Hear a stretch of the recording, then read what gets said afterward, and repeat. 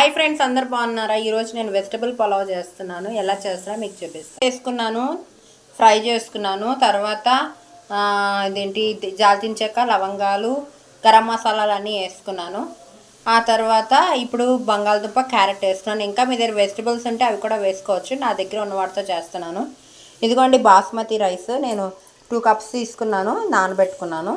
ఇప్పుడు ఇవి కొంచెం మగ్గాక మనం రైస్ వేసుకొని దీంట్లో కొంచెం ధనియా పౌడర్, 1 స్పూన్ ధనియా పౌడర్, 1 స్పూన్ జీలకర్ర పౌడర్ వేసాను.